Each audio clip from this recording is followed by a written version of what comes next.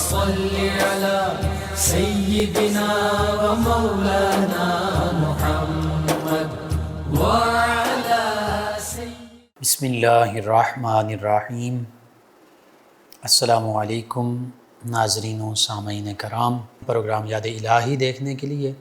یاد الہی کے سابقہ تمام پروگرامز دیکھنے کے لیے، بالخصوص وظائف دیکھنے، سننے، جاننے اور پڑھنے کے لیے آپ ہمارے یوٹیوب چینل یاد الہی یعنی YAADESPECILAHI یوٹیوب چینل یاد الہی کو سبسکرائب بھی کیجئے، لائک بھی کیجئے، کمنٹس بھی کیجئے، تاکہ یاد الہی کے مختلف پروگرامز اور وظائف سے آپ مکمل رہنمائی حاصل کر سکیں۔ جی ناظرین و سامعین، پروگرام یاد الہی میں روزانہ عظیم ہستیوں کے تذکار پاک کیے جاتے ہیں اور اس کے ساتھ ساتھ کچھ ایسے موضوعات پر گفتگو ہوتی ہے جن سے آپ کو رہنمائی حاصل ہوتی ہے۔ آج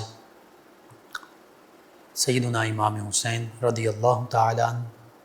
آپ کا خانوادہ، آپ کے رفقا، ان کے سفر کربلا کے حوالے سے گفتگو ہوگی۔ اس سے پہلے کتاب و شفا سے آج کا خاص وظیفہ صفراوی بخار کا روحانی علاج، صفرا بائل بھی جسے کہتے ہیں، جو کہ پتے میں بھی بنتا ہے اور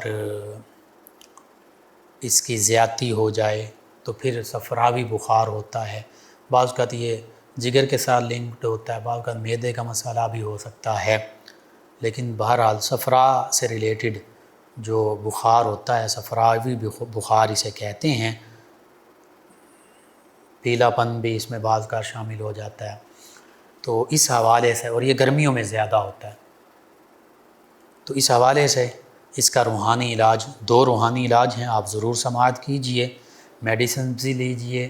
دوا بھی کیجئے، وہ بھی سنت نبوی ہے، اور دعا بھی کیجئے۔ دعا یا روحانی علاج وہ میں عرض کیے دیتا ہوں۔ صفراوی بخار کا پہلا روحانی علاج یہ ہے کہ سورۃ القدر 30ویں پارے میں انا انزلناہ فی لیلۃ القدر، اس کو بسم اللہ الرحمن الرحیم کے ساتھ 21 مرتبہ پڑھیں۔ اول آخر 3 مرتبہ درود پاک پڑھیں۔ یہ پڑھ کر مریض پر بھی دم کریں اور پانی پر بھی دم کر دیں۔ جس پانی پر آپ نے دم کیا وہ پانی مسلسل مریض کو پلاتے رہیں، انشاءاللہ صفراوی بخار سے اللہ تعالی شفا عطا فرمائے گا۔ دوسرا روحانی علاج سورۃ الاعراف، اس کی آیت مبارکہ 54، سورۃ الاعراف آیت مبارکہ 54 اس کو صاف کاغذ پر لکھ کر مریض کے گلے میں ڈالیں اور پانی پر دم کر کے پانی بھی پلاتے رہیں، انشاءاللہ اللہ تعالی صفراوی بخار سے شفا عطا فرمائے گا۔ سورۃ الاعراف کی آیت مبارکہ 54 اور اس کا ترجمہ آپ سماعت فرما لیں۔ اللہ سبحانہ وتعالی ارشاد فرماتا ہے، بسم اللہ الرحمن الرحیم، ان ربکم اللہ الذی خلق السماوات والارض فی 6 ایام ثم استوى علی العرش یغشی اللیل النہار یطلبہ حثیثا والشمس والقمر والنجوم مسخرات بامرہ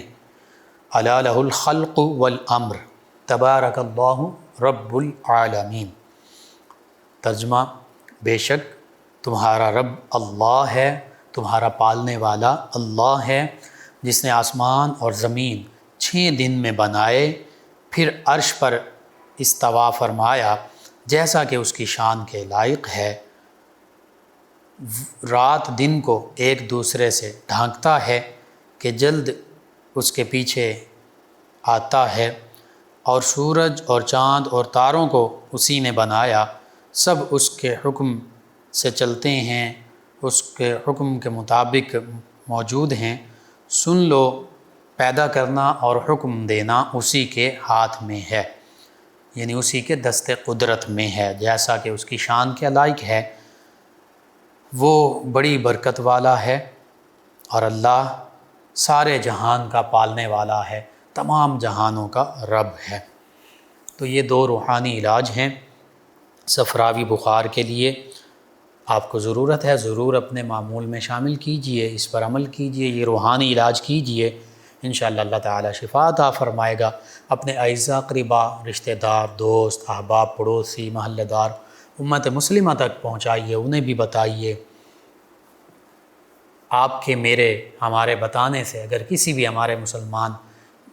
بھائی، کسی مسلمان بہن، کسی مسلمان فرد کا فائدہ ہوتا ہے، انشاءاللہ یہ ہمارے لیے دین و دنیا آخرت میں بھلائی، فائدے، نجات اور شفا کا باعث ہوگا۔ اللہ سبحانہ و تعالی ہمیں آسانیاں عطا فرمائے، ہمیں آسانیاں بانٹنے والا بنائے، مشکلات سے ہماری حفاظت فرمائے،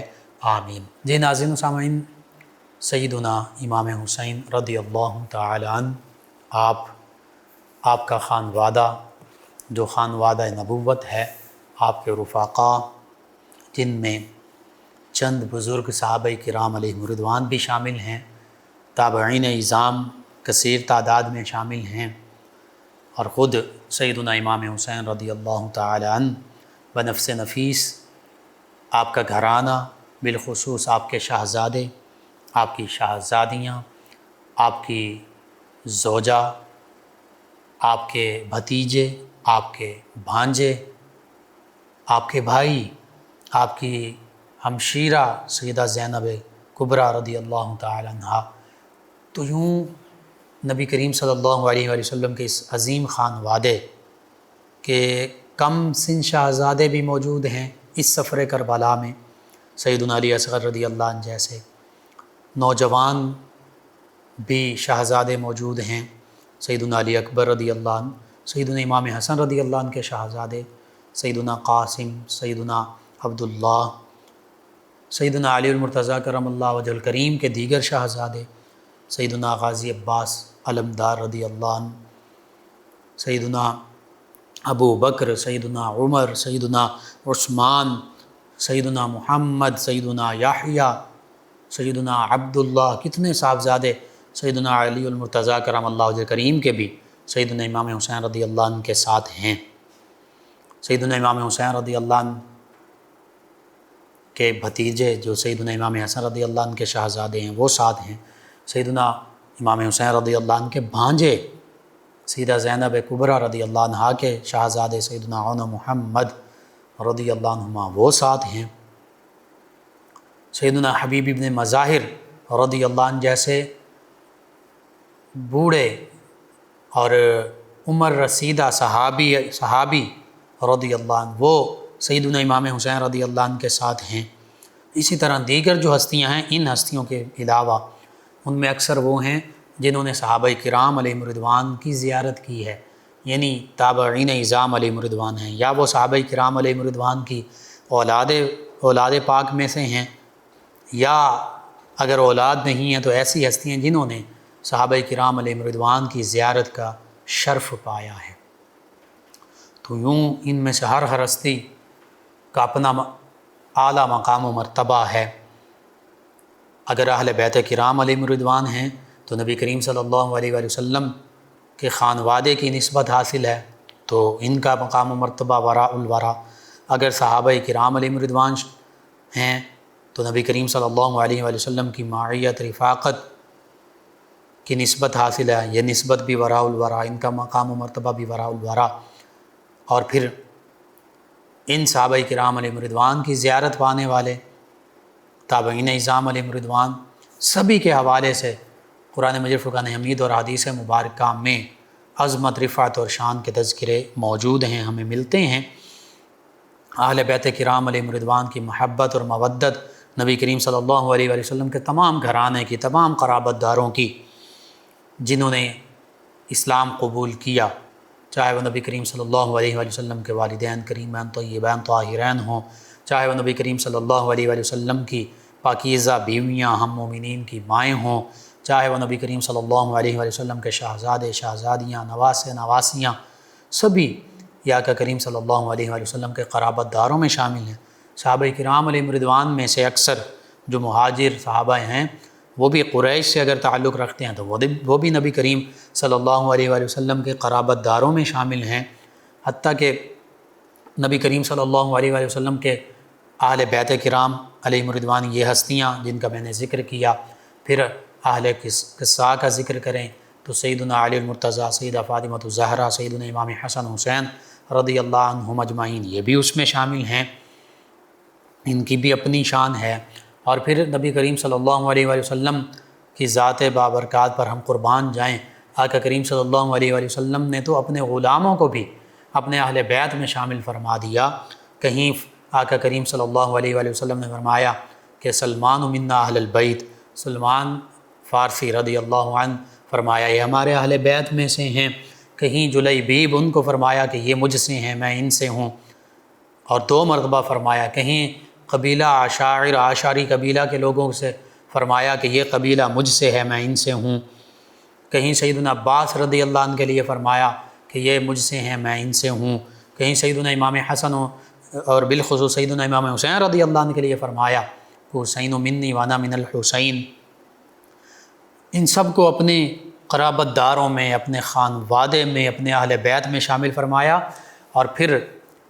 اللہ کے پیارے حبیب صلی اللہ علیہ وآلہ وسلم نے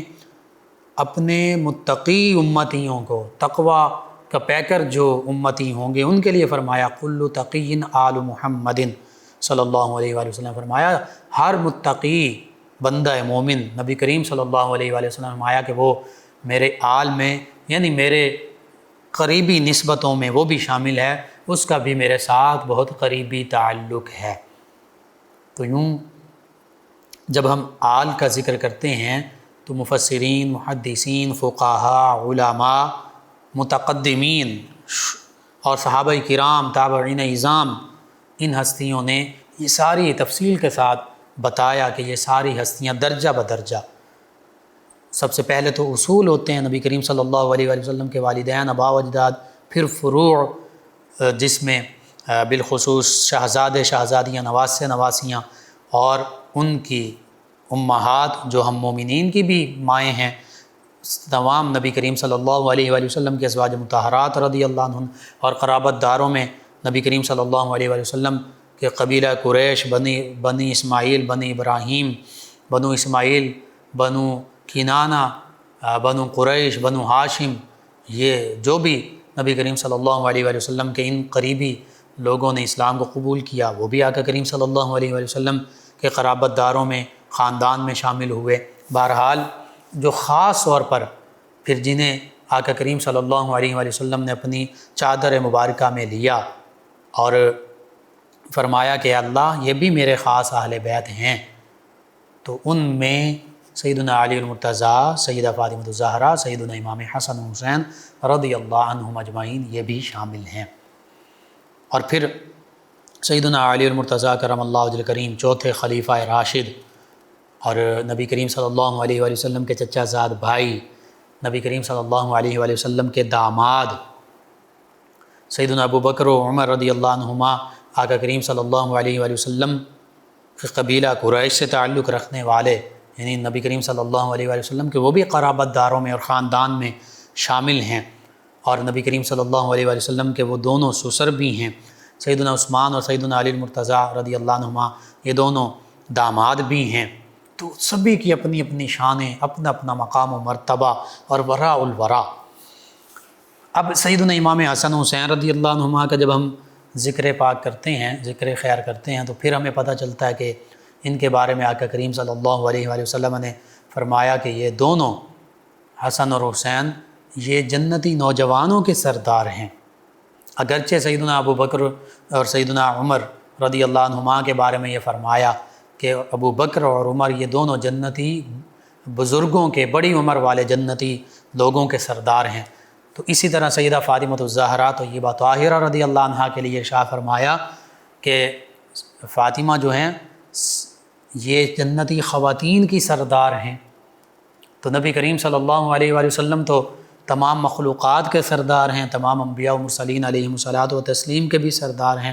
تمام انسانیت کے بھی سردار ہیں، تمام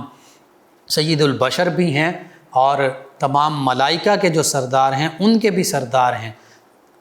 خاک بشر تمام انسانوں کے بھی سردار، تمام انبیاء و مرسلین علیہم الصلاۃ و تسلیم کے بھی سردار، تمام نوریوں کے بھی سردار، میرے آپ کے ہم سب کے آقا و مولا صلی اللہ علیہ وآلہ وصحبہ وبارک وسلم۔ تو اللہ تعالیٰ نے ان تمام ہستیوں کو بڑا عظیم مقام و مرتبہ عطا فرمایا ہے۔ تو چونکہ سفر کربلا کا ذکر خاص طور پر مقصود ہے، سیدنا امام حسین رضی اللہ تعالی عنہ نبی کریم رؤوف الرحیم علیہ الصلاۃ والتسلیم کی آغوش رحمت میں پلے بڑھے، آقا کریم صلی اللہ علیہ وآلہ وسلم نے ان کا نام نامی اس میں گرامی خود تجویز فرمایا، حسین، یعنی بہت زیادہ خوبصورت، حسین و جمیل۔ اور اگرچہ یہ حسن سے حسین ہے، حسن کا معنی بھی خوبصورت، حسین کا معنی بھی خوبصورت، حسن بڑے صاحبزادے، حسین چھوٹے صاحبزادے، تو اس میں مصغر بھی بنتا ہے، عبد، عبید، اسی طرح حسن، حسین۔ تو آقا کریم صلی اللہ علیہ وآلہ وسلم نے خود انہیں تحنیک بھی دی، گھٹی بھی خود دی، اذان اور اقامت بھی ان کے کان میں خود ارشاد فرمائی۔ اور نبی کریم صلی اللہ علیہ وآلہ وسلم کی انہیں اتنی قربت معیت رہی، حاصل رہی کہ آقا کریم صلی اللہ علیہ وآلہ وسلم اپنے سینہ اقدس سے ان کو چمٹا لیا کرتے، ان کے رخسار پر بوسے دیتے، ان کے لب ہائے مبارکہ کو چوما کرتے۔ نماز میں یہ دونوں شہزادے، حتیٰ کہ سیدنا امام حسین رضی اللہ عنہ بھی آقا کریم صلی اللہ علیہ وآلہ وسلم کے دوش مبارک پر مبارک کندھوں پر سوار ہوتے، آقا کریم صلی اللہ علیہ وآلہ وسلم سجدوں کو طویل فرما دیا کرتے۔ اسی طرح آقا کریم صلی اللہ علیہ وآلہ وسلم مسجد نبوی میں خطبہ ارشاد فرما رہے ہوتے، یہ شہزادے آتے تو کم سن ہونے کی وجہ سے اگر یہ آگے آتے تو چلتے ہوئے بیٹھ جاتے تو آقا کریم صلی اللہ علیہ وآلہ وسلم خطبہ موقوف فرما دیتے اور ان شہزادوں کو اٹھا لیا کرتے۔ تو آقا کریم صلی اللہ علیہ وآلہ وسلم نے تو ان کے ساتھ یوں محبت کا انداز اپنایا، اور حدیث مبارکہ میں ملتا ہے جہاں صحابہ کرام علیہ رضوان کی محبت ایمان کا جزو اور حصہ فرمایا گیا، وہیں جہاں صحابہ کرام علیہ رضوان کی محبت کو آقا کریم صلی اللہ علیہ وآلہ وسلم نے اپنی محبت فرمایا، وہیں اہل بیت کرام علیہ رضوان کی محبت کو بھی اپنی محبت فرمایا۔ ان شہزادوں کی محبت کو فرمایا یہ میری محبت ہے، ان سے محبت مجھ سے محبت، اور مجھ سے محبت اللہ سے محبت، اور ان سے بغض مجھ سے بغض، اور مجھ سے بغض اللہ سے بغض ہے۔ تو یہ تمام ہستیوں کے لیے آقا کریم نے فرمایا، صحابہ کرام علیہ رضوان کے لیے بھی، اہل بیت کرام علیہ رضوان کے لیے بھی۔ تو یوں اسلام کا پیغام تو محبت ہی محبت، پیار ہی پیار ہے۔ سبھی عظیم ہستیوں کے حوالے سے خوبصورت گفتگو کرنا، ان کا ادب احترام بجا لانا، یہی ہمارے ایمان کا جزو ہے، یہی ہمارا ایمان ہے، یہی ہمارا ایمان کا حصہ ہے۔ اسی لیے ہم تمام عظیم ہستیوں کا جب ان کے بارے میں گفتگو کرتے ہیں تو محبت کے ساتھ کرتے ہیں، ادب کے ساتھ کرتے ہیں، احترام کے ساتھ کرتے ہیں، ان کے فضائل اور مناقب بیان کرتے ہیں، ان کی عظمتیں، رفعتیں اور شانیں بیان کرتے ہیں۔ اور ان تمام ہستیوں نے اگر اہل بیت کرام علیہ رضوان کی عظمت اور رفعت اور شان پوچھنی ہے تو پھر صحابہ کرام علیہ رضوان سے پوچھئے کہ انہوں نے کیسے ان عظیم ہستیوں کی عظمت و شان بیان کی اور ان سے محبت کا حق ادا کیا۔ اور اگر صحابہ کرام علیہ رضوان کی محبت، عظمت، رفعت اور شان کا تذکرہ پوچھنا ہے تو پھر اہل بیت کرام علیہ رضوان سے پوچھئے کہ انہوں نے کیسے صحابہ کرام علیہ رضوان کے ساتھ محبت کا اظہار کیا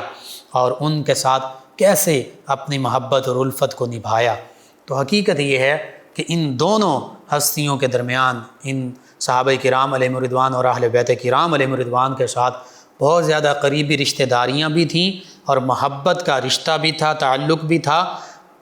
جب ہم ان دونوں عظیم ہستیوں کے حوالے سے اگر ہم جاننا چاہتے ہیں، سمجھنا چاہتے ہیں تو پھر دونوں ہستیوں کی آپس میں محبت، آپس میں رشتہ داریاں، آپس میں جو تعلق ہیں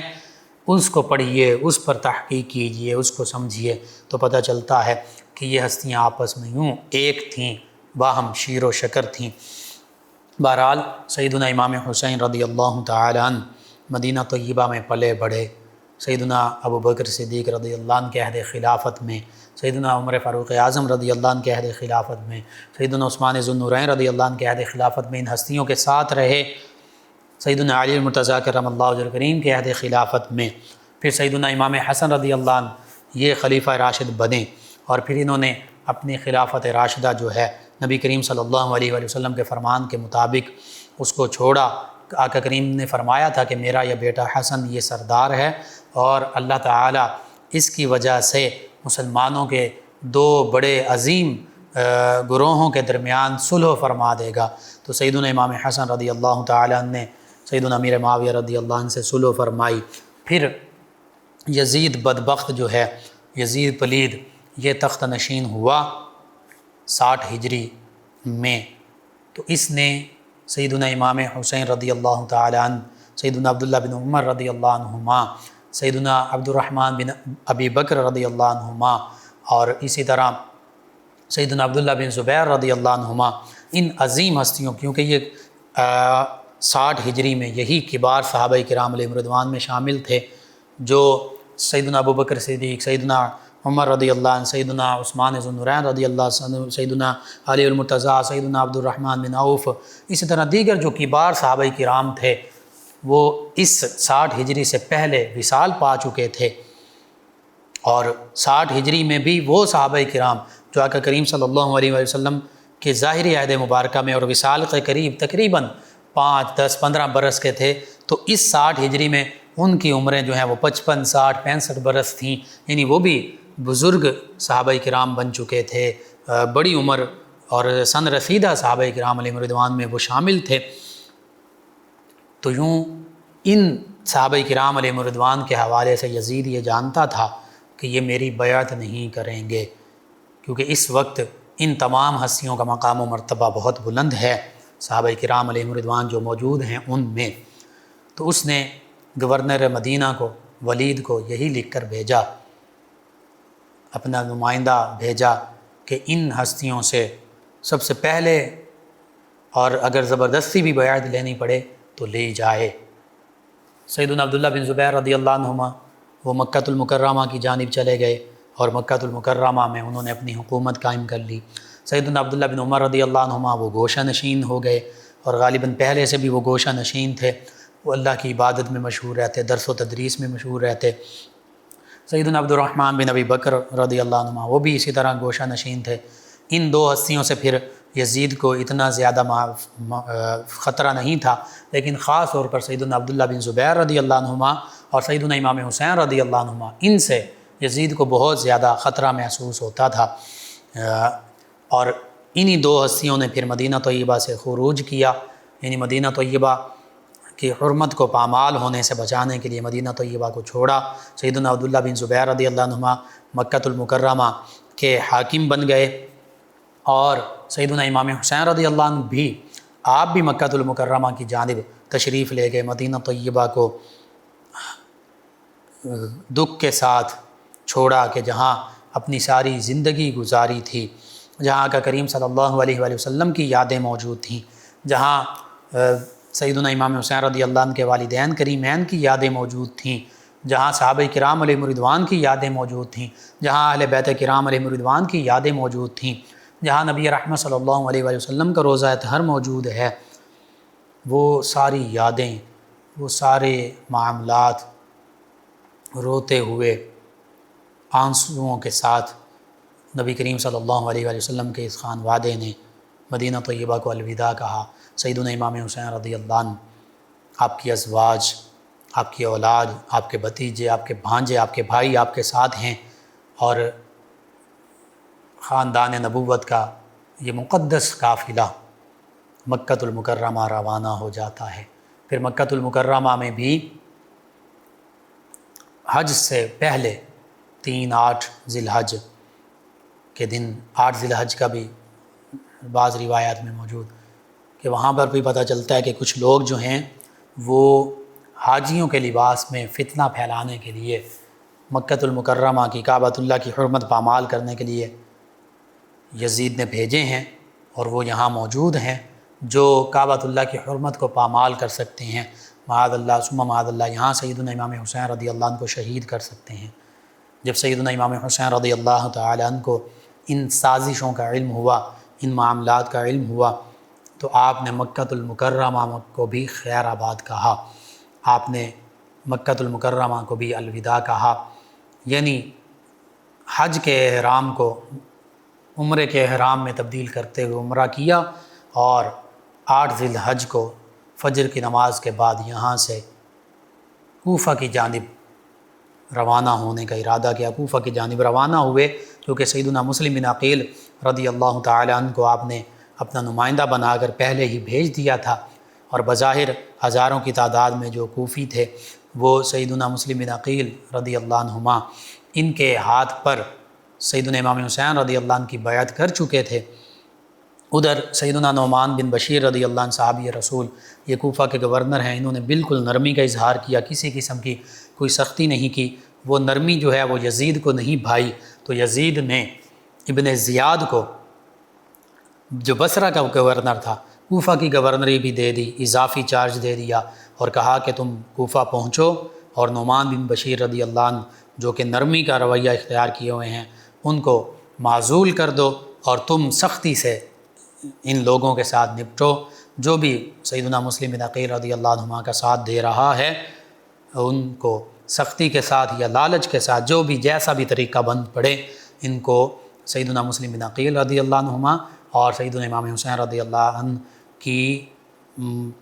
کے ساتھ دینے سے ان کو ہر طرح سے مجبور کرو کہ یہ رک جائیں۔ یوں ہی ہوا۔ ابن زیاد جو ہے اس نے اپنی عربک جو لباس ہوتا تھا، عربی لباس، جبہ قبہ، عربی لباس پہنا،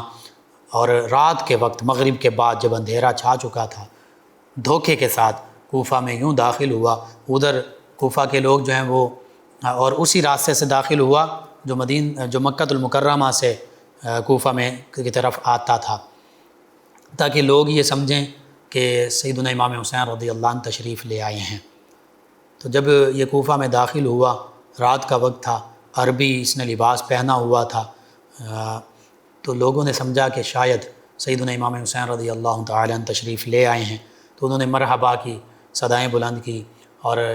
یہ کہنے لگے کہ ہم آپ کے ساتھ ہیں، ہم یزید کے مقابلے میں لڑیں گے اور آپ کا مکمل ساتھ دیں گے۔ ابن زیاد یہ سب سنتا رہا اور غصے کے ساتھ پیچ و تاب کھاتا رہا یہ سنتے ہوئے، اور اس موقع پر سیدنا نعمان بن بشیر رضی اللہ عنہ نے بھی یہی سمجھا کہ سیدنا امام حسین رضی اللہ عنہ تشریف لائے ہیں، تو انہوں نے بھی مرحبا کہا، ویلکم کہا۔ ابن زیاد نے جب یہ دیکھا تو غصے میں بفرتا ہوا قصر گورنری میں آیا، یعنی جو محل تھا گورنر کا اس وقت، تو وہاں آ کر اس نے اپنا نقاب پلٹا اور اپنا بہروب پلٹا، تو پھر سیدنا نعمان بن بشیر رضی اللہ عنہ سکتے میں آ گئے اور حیران ہو گئے کہ یہ تو ابن زیاد ہے۔ تو اس نے پھر یزید کا جو خط تھا، جو اس کا پیغام تھا، وہ نعمان بن بشیر کو پڑھ کر سنایا اور کہا کہ یزید نے آپ کو معزول کر دیا ہے اور مجھے بصرہ کے ساتھ ساتھ کوفہ کا بھی گورنر بنا دیا ہے۔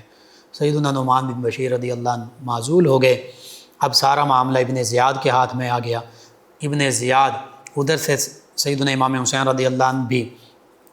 روانہ ہو چکے تھے، اور اسی دوران جس دن سیدنا امام حسین رضی اللہ عنہ روانہ ہوئے کوفہ، کیونکہ آپ کا ابتدائی ارادہ کوفہ ہی کی طرف آنے کا تھا، اور راستے میں فرزدق شاعر ملا، دیگر لوگ ملے، انہوں نے بتایا کہ سیدنا ادھر اب ابن زیاد نے سیدنا مسلم بن عقیل رضی اللہ عنہ ان کو شہید کر دیا۔ تو راستے میں سیدنا امام حسین رضی اللہ عنہ آپ کو خبر مل گئی کہ سیدنا مسلم بن عقیل رضی اللہ عنہ کو شہید کر دیا گیا ہے۔ تو چند ایک رفقا نے یہ کہا کہ ہم یہیں سے واپس لوٹ چلتے ہیں۔ فرزدق نے بھی یہی کہا کہ کوفہ والوں کے دل بظاہر آپ کے ساتھ ہیں، لیکن تلواریں ان کی یزید کے ساتھ ہیں، تو اس لیے آپ واپس چلے جائیے، واپس تشریف لے جائیے۔ تو آپ نے فرمایا جو اللہ اور اس کے رسول صلی اللہ علیہ وآلہ وسلم کی رضا ہے وہ پوری ہو کر رہے گی۔ میں اللہ اور اس کے حبیب صلی اللہ علیہ وآلہ وسلم کی رضا پر راضی ہوں، جیسے اللہ کے پیارے حبیب صلی اللہ علیہ وآلہ وسلم خواب میں بھی سیدنا امام حسین رضی اللہ عنہ کے تشریف لائے، اور جو اللہ کی رضا تھی اس کے حوالے سے ارشاد فرمایا۔ تو آپ نے فرمایا مجھے میرے نانا جان صلی اللہ علیہ وآلہ وسلم نے جو ارشاد فرمایا میں اس کے مطابق عمل کروں گا۔ تو آپ اپنے سفر پر گامزن رہے۔ راستے میں پھر چونکہ ادھر سیدنا مسلم بن عقیل رضی اللہ عنہ ان کو شہید کر دیا گیا تھا، تو راستے میں حر جو ابھی سیدنا امام حسین رضی اللہ عنہ کے ساتھ شامل نہیں ہوئے، ابن زیاد اور یزید کی طرف سے 1000 کے لشکر کے سپہ سالار بن کر آ رہے ہیں، تو انہوں نے آپ کو روکا، اور روک کر آپ کو کوفہ کی بجائے کوفہ سے سائڈ سے ایک اور راستے سے لے جاتے ہوئے وادی نینوا جسے کرب و بلا بھی کہتے ہیں وہاں لے کر حر یہ چلا گیا۔ جب وہ وادی آئی تو آپ نے اس وادی کے بارے میں پوچھا کہ اس کا نام کیا ہے۔ لوگوں نے مختلف نام بتائے، نینوا بھی بتایا، کسی نے کرب و بلا بتایا، اور بھی نام ملتے ہیں تاریخ میں۔ تو آپ نے فرمایا کہ ہاں ہم یہیں قیام کریں گے، کیونکہ حدیث مبارکہ میں بھی موجود، اور پھر بالخصوص اپنے والد گرامی سے بھی آپ نے سارے معاملات سن رکھے تھے، اللہ کی رضا یہی تھی۔ تو یوں 2 محرم الحرام، بعض روایت میں 3 کا بھی ذکر ہے، بہرحال 2 محرم الحرام کو سیدنا امام حسین رضی اللہ تعالی عنہ کا یہ عظیم قافلہ، جس میں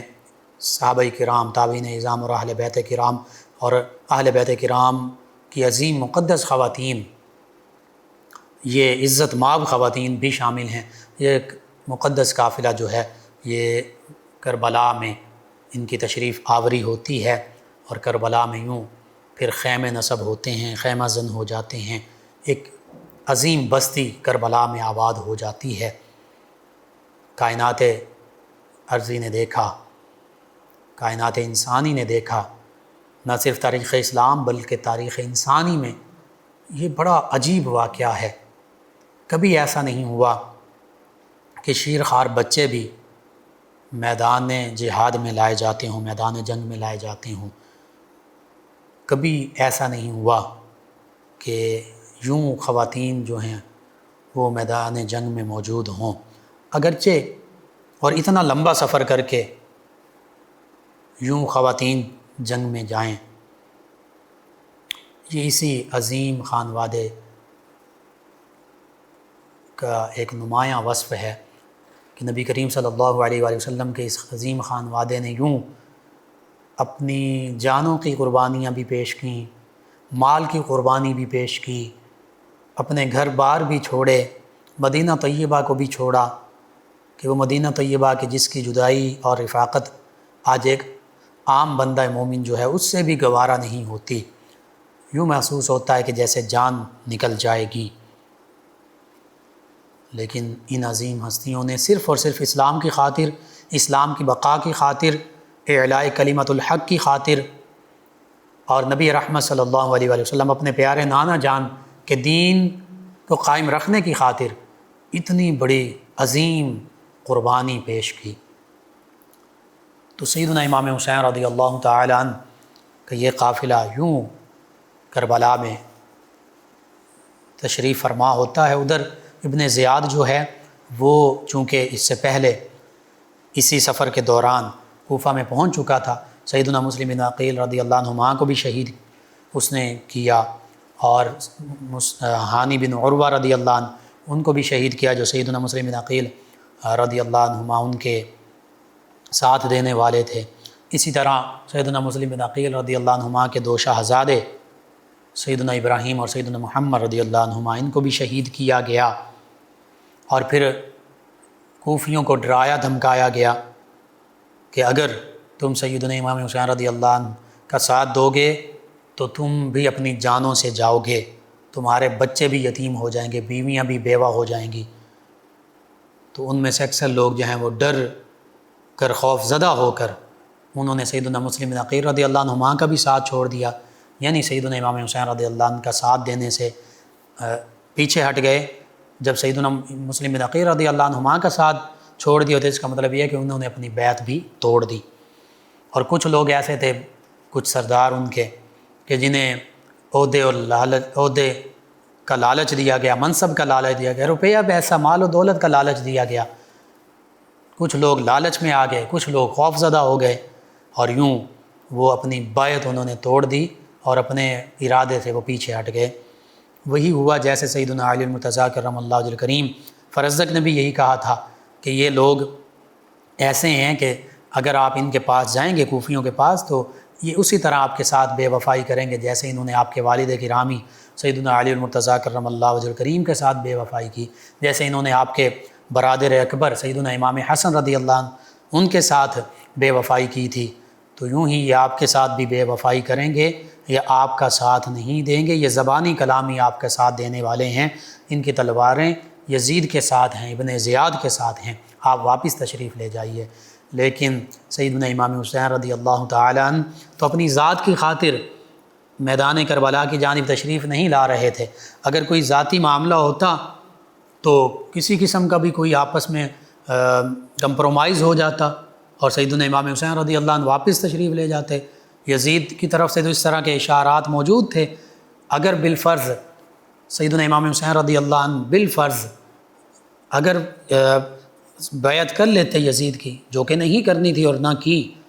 لیکن سپوز آپ فرض کیجئے کہ کر لیتے، تو بظاہر کیا ہوتا؟ یزید مال و دولت بھی دیتا، کہیں نہ کہیں حکمرانی بھی دیتا، گورنرشپ بھی دے دیتا، یہ ساری چیزیں مل سکتی تھیں۔ لیکن سیدنا امام حسین رضی اللہ تعالیٰ عنہ کا کوئی ذاتی مفاد نہیں تھا، کوئی دنیاوی مقصد نہیں تھا، کوئی دنیاوی لالچ تھا ہی نہیں۔ ان کے تو پیش نظر اسلام کی بقا تھی۔ نبی رحمت صلی اللہ علیہ وآلہ وسلم جو ان کے نانا جان ہیں، ان کے دین کو قائم رکھنا تھا۔ یزید تو حلال حرام اس نے مکس اپ کر دیا تھا، اس نے محرمات جو رشتے ہیں، محرم رشتے، پاکیزہ رشتے، ان رشتوں کو پامال کر دیا، ان حرام کو حلال کر دیا، حلال کو حرام کر دیا، فاسق فاجر بن گیا، شراب نوشی میں مبتلا رہنے لگا، کیا کیا اس کے کبائر گناہوں میں مبتلا ہو گیا، اور پھر حدود اللہ کو اس نے پامال کیا۔ تو پھر ایسا اگر حکمران ہو تو پھر اس کے خلاف نکلنا، خروج کرنا یہ ضروری ہو جاتا ہے، جیسے سیدنا امام حسین رضی اللہ تعالیٰ عنہ نے خروج فرمایا۔ تو اس وجہ سے اگر کوئی اس طرح کی بات کرتا معاذ اللہ ثم معاذ اللہ کہ آپ حکمرانی کے لیے، حکومت کے لیے، تخت کے لیے لڑ رہے تھے، تو نہیں، یہ بالکل غلط بات ہے۔ سیدنا امام حسین رضی اللہ تعالیٰ عنہ اور اگر حکمرانی کے لیے ہوتے تو پھر صرف چند نفوس قدسیہ کے ساتھ آپ میدان کربلا میں موجود ہوتے، پھر آپ ہزاروں لاکھوں کا لشکر تیار کر کے جاتے۔ آپ نے کسی کو نہیں کہا کہ تم میرے ساتھ شامل ہو جاؤ، میں ہزاروں کا لاکھوں کا لشکر لے کر لڑنا چاہتا ہوں، نہیں، آپ نے اپنی جان کی قربانی پیش کی، اپنے خانوادے کی جانوں کی قربانی پیش کی، صرف اور صرف اسلام کی خاطر، حق کی خاطر، اور ہمیں یہ بتا دیا کہ اگر کوئی ایسا حکمران ہو جو اسلام کے مخالف چل رہا ہو اور جو مسلمانوں کی، اسلام کی جو حقیقی تعلیمات ہیں ان کے خلاف جا رہا ہو، تو پھر اس کے خلاف ڈٹ کر کھڑے ہو جانا چاہیے، اور پھر دین کی خاطر اپنا سب کچھ قربان کر دینا چاہیے۔ اللہ سبحانہ و تعالیٰ سے دعا ہے اللہ تعالیٰ ہمیں ان عظیم ہستیوں کی محبت بھی عطا فرمائے، ان کے نقش قدم پر چلنے کی توفیق بھی عطا فرمائے، اور ان کے تصدق سے عالم اسلام کو سربلندیاں، اوج کمال بھی عطا فرمائے، آمین۔ اللہم صلی علی سیدنا و مولانا محمد وعلی آپ سماعت فرما رہے ہیں پروگرام یاد الہی۔ ناظرین سامعین، اس دوران ہمیں جوائن کے عثمان ظفر صاحب ہیں، کہتے ہیں انکل جی صدا سلامت رہیں۔ کہتے ہیں آقا کریم صلی اللہ علیہ وآلہ وسلم کی یاد میں نہ دن کا پتہ چلتا ہے نہ رات کا، بس آقا کریم صلی اللہ علیہ وآلہ وسلم کی بارگاہ میں حاضر ہو جاؤں تو قرار آئے۔ اللہ تعالیٰ آپ کو نبی رحمت صلی اللہ علیہ وآلہ وسلم کی بارگاہ اقدس میں مدینہ طیبہ میں بار بار بادب حاضری کی سعادت عطا فرمائے، تمام امت مسلمہ کو، مجھے بھی، آپ کو بھی، آمین۔ ایک اور ہمارے لسنر ہیں جمرہ سے حمزہ صاحب، کہتے ہیں السلام علیکم مفتی صاحب۔ جی وعلیکم السلام۔ حمل نہیں ٹھہرتا، اس حوالے سے انہوں نے وظیفہ پوچھا، جس حوالے سے اگر حمل ساقط ہو جاتا ہو تو 90 مرتبہ اللہ تعالیٰ کا اسم مبارک یا مبدئو پڑھ کر شہادت کی انگلی حاملہ کے پیٹ کے گرد پھیریں دائرہ کھینچنے کی طرح سے، اور 7 دن تک برابر یہ عمل کریں، حمل کچا اور بے موقع ساقط نہیں ہوگا۔ اسی طرح حمل ٹھہرنے کے بعد یا حیو یا حافظ یا مصور، یا حیو یا حافظ یا مصور 1100 مرتبہ روزانہ 40 دن تک پڑھیں، ایک ہی وقت اور ایک ہی مقام پر روزانہ پڑھیں تو زیادہ بہتر ہے، اللہ کی رحمت سے حمل کی حفاظت ہوگی۔ ان کے علاوہ ہمارے لسنر ہیں شعبان صاحب 31 گاف بے سے، کہتے ہیں السلام علیکم، جی وعلیکم السلام، کہتے ہیں کیا حال ہیں؟ جی الحمدللہ، نیا سال انہوں نے کہا مبارک ہو جی، اللہ تعالیٰ تمام امت مسلمہ کے لیے برکتوں والا کرے، اور کہتے ہیں کہ تمام امت مسلمہ کو مبارک ہو اور اللہ پاک اسلام پر موت عطا فرمائے، آمین جی۔ ملک ہمایوں خان وسیر ہیں 244 شخص سے، آپ کا شکریہ۔ آصف رضا صاحب ہیں فیصل آباد سے، آپ نے جو سوال لکھا ہے اس حوالے سے کہیں قرآن و حدیث میں یا علماء فقہا نے کوئی ایسی تصریح نہیں کی، تو یہ اس حوالے سے اس میں کوئی سچائی نہیں ہے، اس چیز سے بچنا چاہیے۔ ریاض صاحب ہیں فیصل آباد سے، کہتے ہیں کہ گھر والوں نے میرے علاج کے لیے پیسے رکھے تھے گھر میں، اب وہ مل نہیں رہے، بہت پریشانی بنی ہوئی ہے، تو اس کا کوئی حل یا وظیفہ بتا دیں۔ یا مالک الملک کی، اس کو پڑھیں کثرت سے، 10,000 مرتبہ ویسے پڑھنا ہوتا آپ پڑھیں، اور درود پاک پڑھیں، یا انا للہ و انا الیہ راجعون پڑھیں، کوئی چیز مل نہ رہی ہو، گم ہو جائے، یہ 3 چیزیں ہیں، ان کو کثرت سے پڑھیں، اللہ تعالیٰ بہتری فرما دے گا۔ ہمارے لسنر ہیں ایک اور، انہوں نے نام لکھتے ہیں آج کا وظیفہ دوبارہ بتا دیں۔ جی میں عرض کرتا ہوں، آج کا وظیفہ سورۃ القدر 21 مرتبہ پڑھنی ہے، والآخر 3 مرتبہ درود پاک، مریض پر دم کریں، پانی پر دم کر کے پلائیں، اور سورہ اعراف کی آیت مبارکہ 54 صاف کاغذ پر لکھ کر مریض کے گلے میں ڈالیں اور پانی پر بھی دم کر کے پلائیں۔ ایک اور لسنر ہیں، کہتے ہیں میرا بیٹا 2 سال کا بیمار رہتا ہے، کبھی سردی لگ جاتی، کبھی کوئی اور مسئلہ بن جاتا ہے، اس کا نام سعد ہے، کہتے ہیں کہ یہ نام بھاری تو نہیں؟ جی بالکل یہ نام بھاری نہیں ہے، صحیح ہے، سعد کا معنی سعادت مند، خوش بخت، کوئی ایسا مسئلہ نہیں۔ کہتے ہیں وظیفہ بتا دیں۔ وظیفہ یہ ہے کہ علاج بھی کروائیں اور اس کے ساتھ ساتھ یا سلام کثرت سے پڑھ کر ان پر دم کریں۔ کرن صاحب انجارہ والے سے، انہوں نے جوائن کیا، آپ کا شکریہ، تمام ویور لسنر کا شکریہ، آپ ہمیں جوائن کرتے ہیں، پروگرام یاد الہی میں شامل ہوتے ہیں، اپنے فیڈ بیک سے آگاہ کرتے ہیں۔ ناظرین و سامعین، پروگرام یاد الہی کا وقت ختم ہو جاتا ہے، انشاءاللہ کل صبح دوبارہ آپ سے ملاقات ہوگی پروگرام یاد الہی میں۔ اپنے میزبان محمد لقمان رضا اور ہماری ٹیم کو اجازت دیجیے، اللہ نگہبان۔ اللهم صل على سيدنا ومولانا محمد